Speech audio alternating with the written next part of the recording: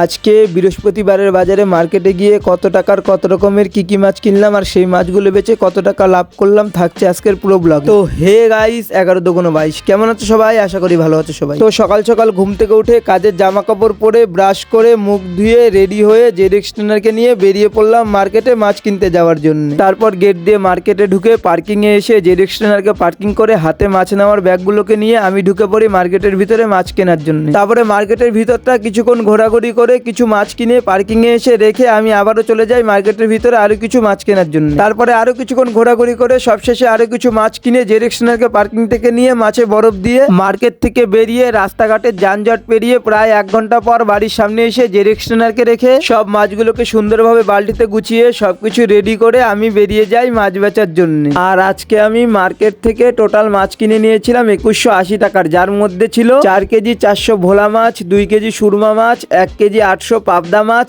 আর 2 KG ট্যাংরা মাছ, আরো ছিল 2 কেজি 300 তেলাপিয়া মাছ আর 3 কেজি বাটা মাছ। তারপরে অনেক কষ্টে পাড়ায় পাড়ায় ঘুরে গলি গলিতে গিয়ে বাড়ি বাড়িতে মাছ বেচে মাছ শেষ করে বাড়ির সামনে এসে জেডেক্স ট্রেনারকে রেখে বাড়ির ভিতরে গিয়ে বসে হিসাব করে দেখি আমার 2180 টাকা পুঁজি বাদ দিয়ে আমি লাভ করেছিলাম 500 টাকা।